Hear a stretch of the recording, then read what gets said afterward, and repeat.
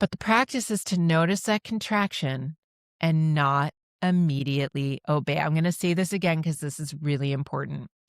The practice is to notice that contraction, use that signal, right? Notice it and not immediately obey it.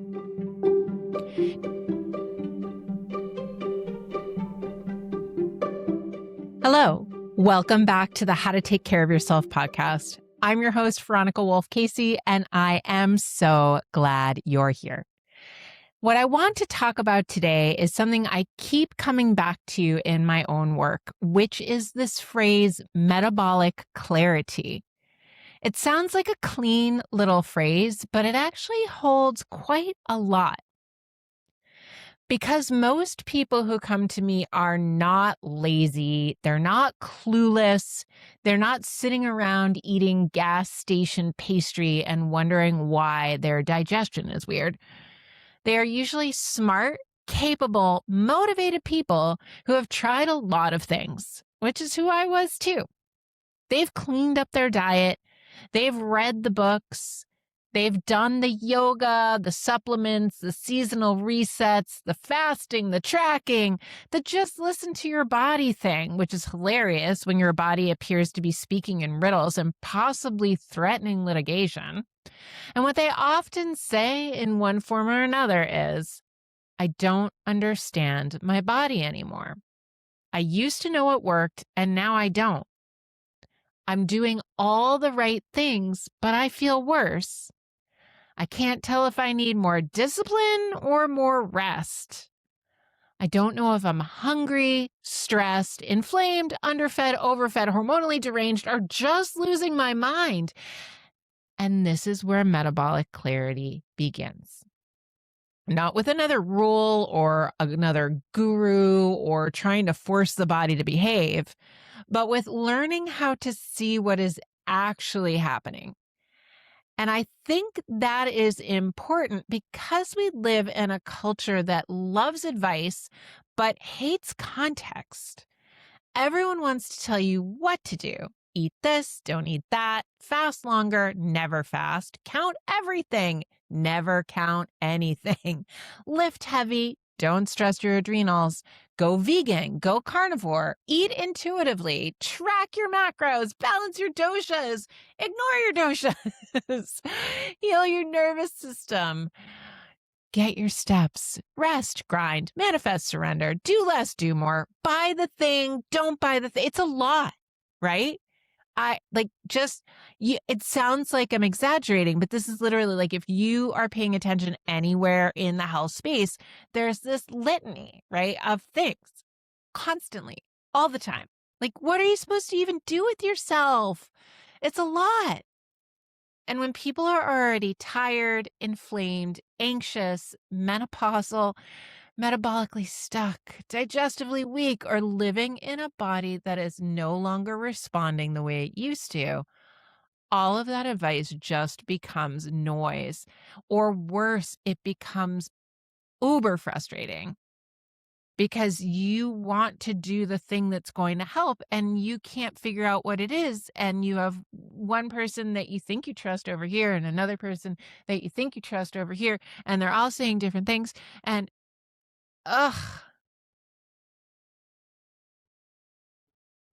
So today I want to slow it down and explain what I mean by metabolic clarity, why I think it matters, and how it connects to Ayurveda, modern metabolic health, and the inner work of learning not to let fear drive the bus. When I say metabolic clarity, I mean the ability to understand the signals your body is giving you around energy, digestion, hunger, sleep, cravings, blood sugar, stress, and recovery. It's the difference between saying my body is broken and saying something in the system is not quite being supportive. That distinction matters because if you believe your body is broken, you tend to respond with shame, control, panic, and punishment. You tighten or you brace. You start looking for the next extreme fix.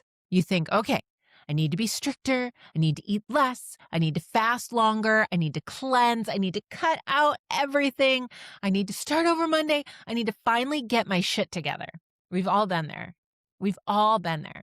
And sometimes, sure, we do need to clean things up, especially if you've been binging or if you've been off on a tangent or if you've been having a weekend, right? Or if worse, a month.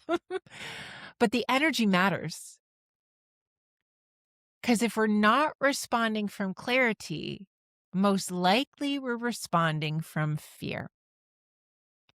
If you understand that the body is always responding to inputs, the question starts to change. Instead of what's wrong with me, we ask, what is my body responding to? What pattern am I missing? What has stopped working? What has changed? What is this symptom trying to show me? And what would create more stability? And this is a much more useful conversation, if you ask me. Metabolic clarity is pattern recognition. It's not perfection. It's not moral purity. And it's not finding the one perfect diet and engraving it onto stone tablets. But it is learning to see the relationship between what you do, what you eat, how you sleep, how you move, how you digest, how you stress, how you recover, and how your body responds. One of the most frustrating things is when the advice is not technically bad, but it's bad for you right now. And this is such an important distinction because people will say, but this is healthy. And yes, maybe, but healthy for whom? In what season? In what age? With what digestion, blood sugar, with what stress load, with what muscle mass, with what sleep and hormones, and especially with what history of dieting, restriction, trauma, overwork, or undernourishment. Context is everything. And this is where Ayurveda has been incredibly sophisticated when it is practiced as a living science and not reduced to a dosha quiz or a bowl of mung beans. Because Ayurveda asks specifically, who is this person? What is their constitution?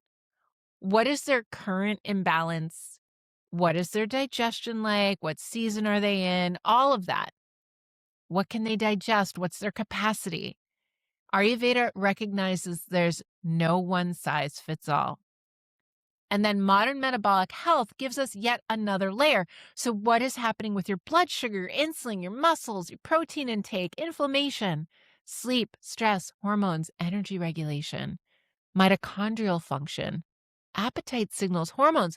When you put those all together, Ayurveda and modern metabolic health, you stop asking, what is the perfect diet? You start asking, what does this body need in order to become clear again? That is a much better question. Because the perfect diet, in theory, can be a disaster in the wrong body at the wrong time. A giant raw salad may be quote unquote healthy, but for someone with weak digestion, bloating, constipation, coldness, anxiety, and poor assimilation, it may be a digestive demolition project with cucumbers. A long fast may be useful for one person, but if you're sleeping poorly, under eating, and running on stress hormones, it's going to pour gasoline on the fire. A very low-fat diet may look clean on paper, but for a menopausal woman with unstable blood sugar, hunger, anxiety, and poor satiety, it's a highway to grazing and despair. Even eat intuitively can be terrible advice if your signals are distorted, right? If you tell a sugar addict to eat intuitively, they're going to be like, all right, sign me up for the donut a month club, right? We don't want that. If your blood sugar is swinging, your sleep is poor, your stress is through the roof, and your protein is low, your nervous system is dysregulated, your intuition may be currently a committee of exhausted toddlers. We don't want to shame them, but we also don't want to hand them the keys.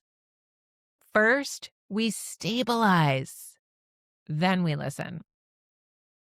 It's one of the most important parts of the work. The body gives us signals. The mind tells stories. So the body will say things like, I'm tired, hungry, inflamed. I didn't sleep. This food didn't work. I'm wired. I'm crashing. I need something steadier. And then the mind wants to tell a story about it. I'm failing. I have no discipline. We're never going to figure this out. My body hates me. I have said this so many times. I ruined everything. Nothing works for me. I'm too old. I'm too far gone. I should have known better. And those are not the same thing. So if we don't learn to separate the signal from the story, we end up treating the story instead of the body.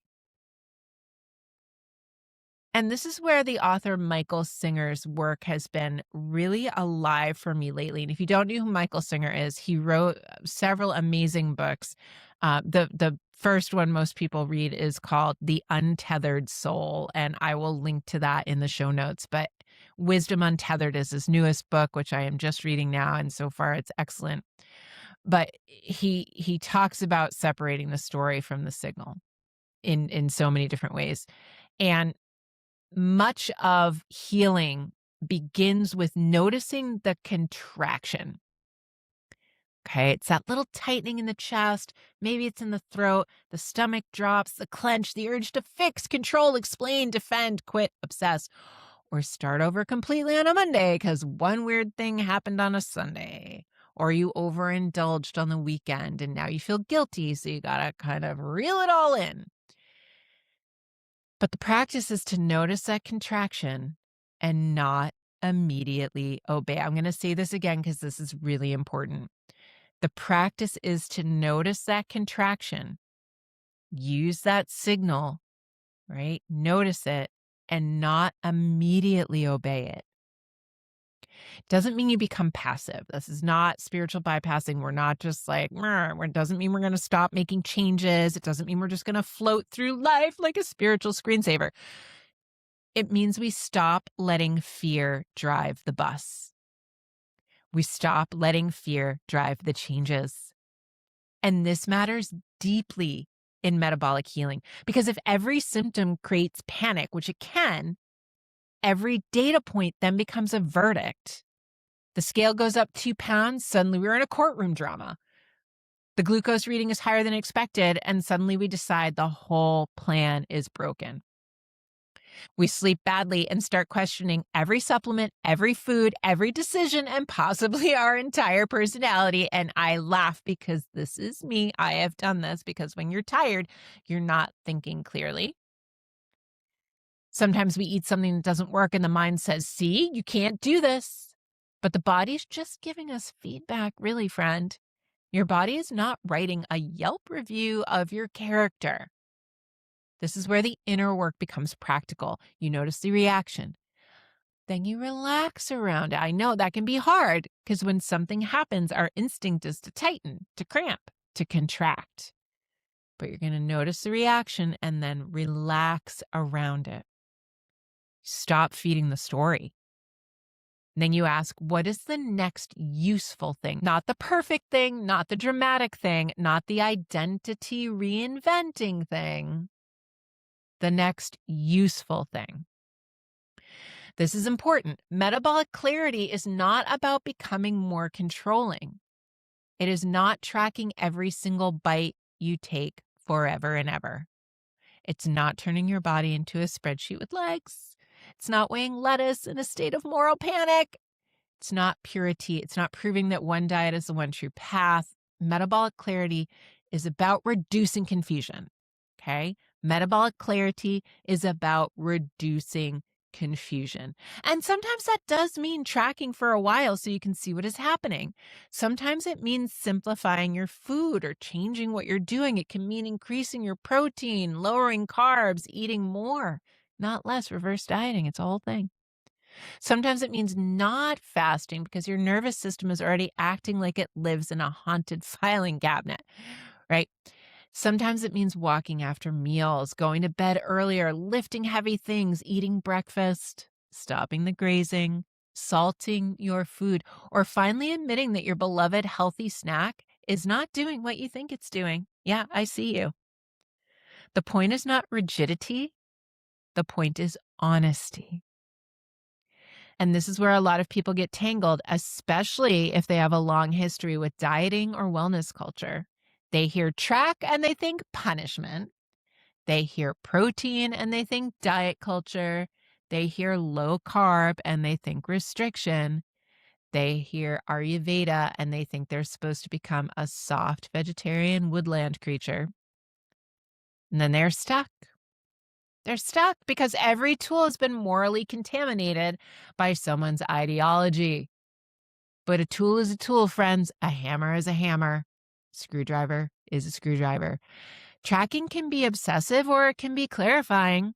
Low carb can be punitive or it can be therapeutic, like it is in my case, my husband's case, and so many of the people I work with, to be honest, especially right now. Fasting can be helpful, but it can be super destabilizing. Ask me how I know. Ayurveda can be profound, or it can be reduced to warm water and vague guilt. The question is not, is this tool good or bad? The question is this tool appropriate for this person at this time for this purpose?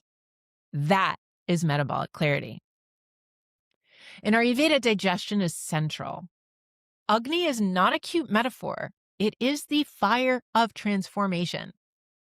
It is the body's capacity to break down, assimilate, and make use of what we take in. This includes food, yes, but also experience, stress, emotions, information, change, season, life. If you cannot digest your food, your experience, your stress, your emotions, or your season of life, your system gets cloudy and you're gonna have a hard time. Metabolically, this makes sense. Digestion is not separate from blood sugar. It's not separate from hormones. It's not separate from sleep. It is not separate from the nervous system. A body that cannot digest well most often cannot regulate well. So when I work with people, I'm not just asking, what are you eating? I'm asking, can you digest it? Does it satisfy you? Does it stabilize you? Does it create clarity or fog? Does it support strength or depletion? Does it calm the system or keep it chasing? Do you feel warmer, steadier, clearer, and more resilient? Or do you feel bloated, cold, anxious, foggy, hungry, snacky, weird, heavy, or weirdly betrayed by lunch? That is the difference between food theory and food wisdom. Food theory says this is healthy. Food wisdom asks, what happened when you ate it? And not once in a dramatic little anecdote, but repeatedly in pattern. Right? Because you can eat something one time and you're having a bad day and all of a sudden it is the cause of all your problems. Whereas if you try that food again and you sleep well and you're stabilized, all of a sudden that food is not the issue. But if you can repeat it, then you know what's going on. It's not always fun to do these experiments. That's how I found out how many things give me weird hives that, according to the internet, are not supposed to happen. Like, who knew sugar could give you hives? But if I eat sugar or really any carbohydrates right now, and it might not be forever, but right now, I break out in hives, and they're weird hives too, not normal hives. And so like I've taken pictures and sent them into different AIs and even Google. And Google's like, oh yeah, that's a hive. How did this happen? And I say, I ate sugar. And they go, oh, that's weird. That shouldn't happen. Yeah. And getting gaslit by AI bots in Google. But, that's par for the course. One of the reasons I talk so much now about metabolic health is that many people are living with blood sugar and insulin issues long before anyone names them. And I actually have one client that when she started working with me, she went to her doctor and she's like, why didn't anybody tell me I had metabolic syndrome? And they were like, well, because we don't get any nutritional education in med school and we don't know how to talk about that. So that's there. So these people might have normal labs. And they might have been told their labs are fine, except they feel terrible. And in daily life, they're dealing with energy crashes, cravings, stubborn weight gain, belly fat, poor sleep, anxiety, inflammation, skin tags. Got a lot of skin tags, metabolic issues. They might have brain fog, hunger that just feels urgent, hangry, right? We've talked about hangry. or that horrible afternoon slump where your soul leaves the premises and asks for snacks. That's not a willpower issue. Blood sugar instability changes how you feel entirely. It changes your mood, your hunger, your sleep, your decision making. It changes how safe the body feels. And if your blood sugar is unstable, your choices are not happening in a neutral environment. This is why I get very protective of people who have been told they just need more discipline, because sometimes the person does not need more discipline. They need more protein. They need fewer carbohydrates, fewer blood sugar spikes. They need better meal timing. They need minerals. They need to stop grazing. Often they're the ones that tell you need to eat 6 meals a day. No, you don't. They need to stop under eating during the day and wondering why all of a sudden at night they need to eat every snack in the pantry. And sometimes they need to build muscle. Sometimes they need to eat breakfast. And sometimes they need to stop trying to heal a metabolic problem with advice designed for someone who is already metabolically flexible. This is where metabolically appropriate becomes such a helpful concept. Not everybody needs the same diet. Not everybody needs keto. Not everybody needs carnivore. Not everybody needs fasting.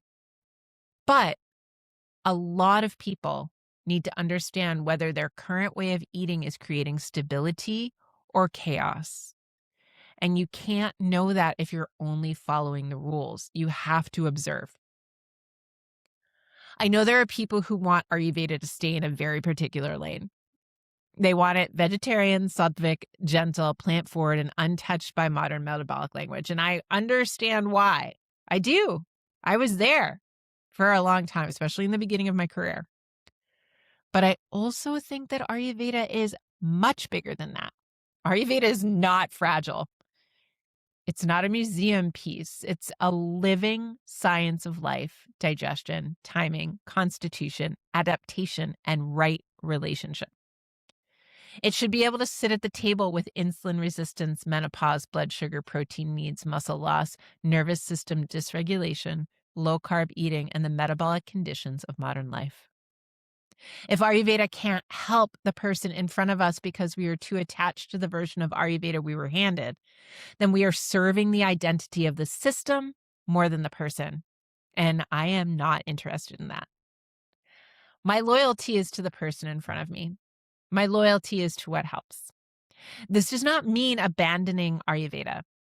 It means taking Ayurveda seriously enough to apply its logic, not just repeat its aesthetics.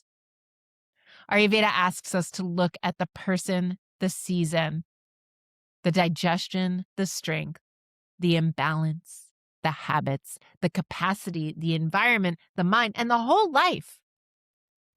Modern metabolic health asks us to look at blood sugar, insulin, protein, muscle, energy, inflammation, sleep, and metabolic flexibility. Those are not enemies. They are different lenses looking at the same embodied reality. A lot of people have been taught to distrust themselves. They were told to eat less when they needed nourishment, to eat more plants when they needed more protein, to fast when they needed stability, to push harder when they needed recovery.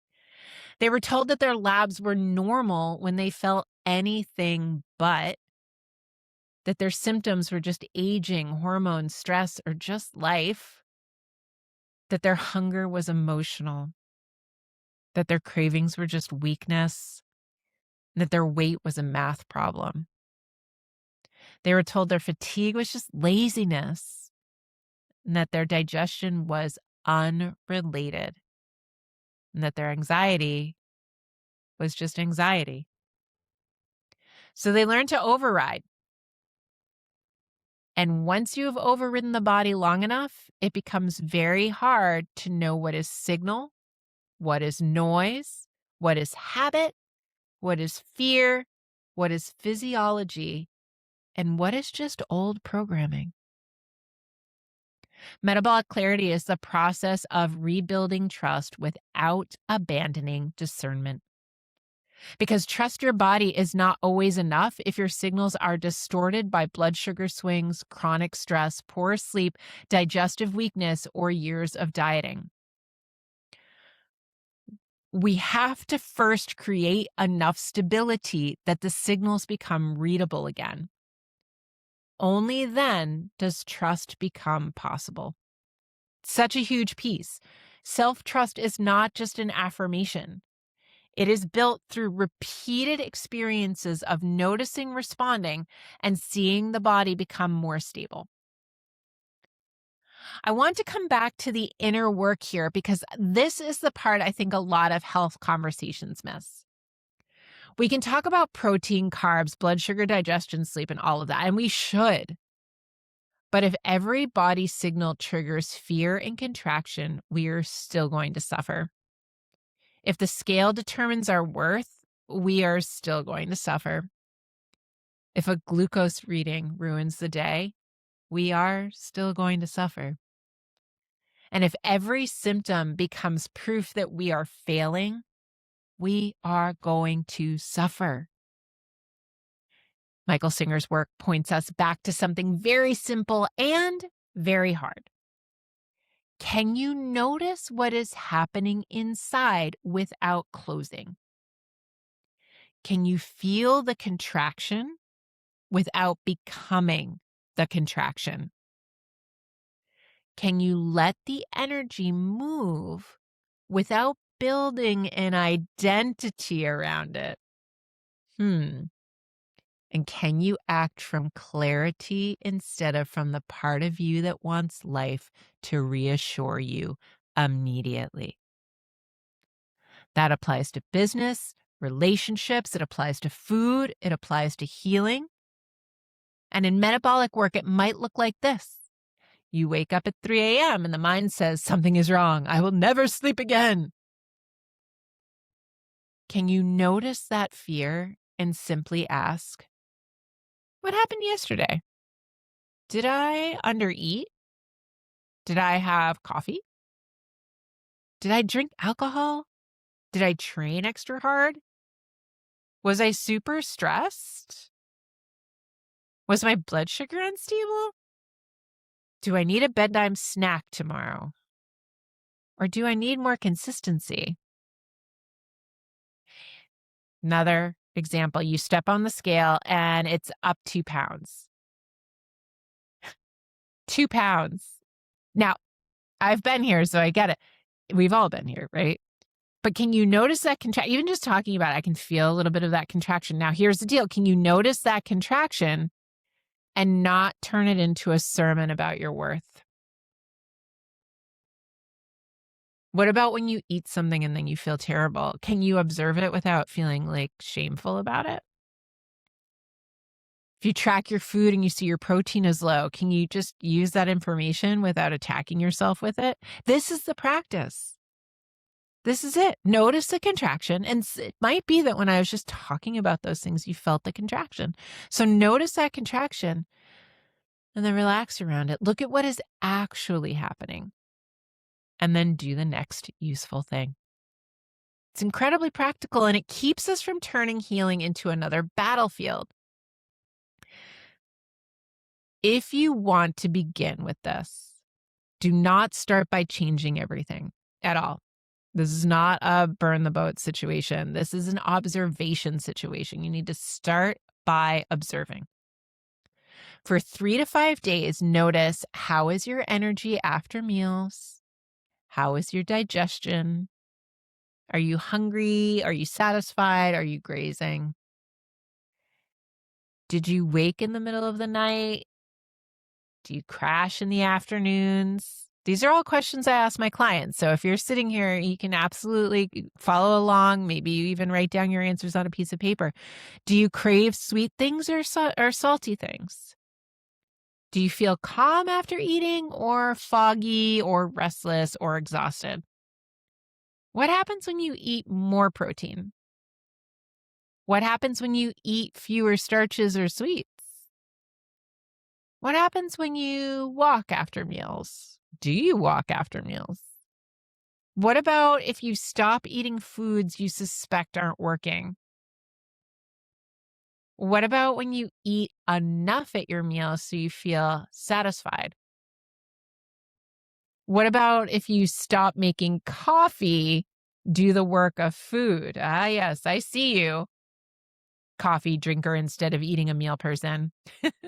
I used to do that all the time. I was like, I'm busy. I'm tired. Let me not eat and simply have another cup of coffee. I haven't drank coffee regularly for probably like 20 years, maybe less. Maybe it's more like 15 years. But yeah, now if I have any coffee, it's disaster. What about what happens when you simplify breakfast or when you salt your food enough that it tastes good to you? What happens when you eat in a way that supports your stability instead of moral superiority? That's a big question. Let's not turn this into a courtroom drama. Just observe. This is where a checklist can be useful, not because it diagnoses you, but because it helps you see patterns. You might realize, oh, my digestion's actually not fine. Or, I actually crash every afternoon. Or it seems like I'm waking up at 3 a.m. most nights, not just once in a while like I thought. Wow, my hunger is really urgent and chaotic. I'm eating healthy on paper, but I am never satisfied. And I'm doing my favorite. This is me. Or was me. It's not anymore. I'm doing all my self-care, but I've undereaten protein and I am living on stress hormones. It's useful. It's useful information. It's the beginning of clarity, right? And this is what I do with my clients through the metabolic reset method. We're not trying to force a diet. We are trying to understand the system. Okay. We look at food, digestion, metabolism, all the patterns, sleep, stress, movement, all the subtle ways the body loses trust after years of being pushed, underfed, or overfed, or moralized, purified, ignored, or micromanaged. Then we rebuild. And I think my clients and students would tell you it's not perfect and it's not performative. It's not some 12-step morning routine that takes you a billion hours and requires a trust fund. We rebuild in a way that makes sense. And for most people, that does mean a lower carb approach. It usually means increasing proteins and stabilizing meals. It might mean digestive support. Definitely means less snacking. Sometimes it means more food, not less. I know, reverse dieting. Here we are again. It's a concept. A lot of people, it means strength work. And for almost everyone, it means nervous system work because their body is living like it's being continuously chased by bears holding chainsaws. It's some combination of all those things because the body is not separate systems pretending to know each other. It is one life. So when I say metabolic clarity, I mean this. Your body may not be confusing, but your inputs might be.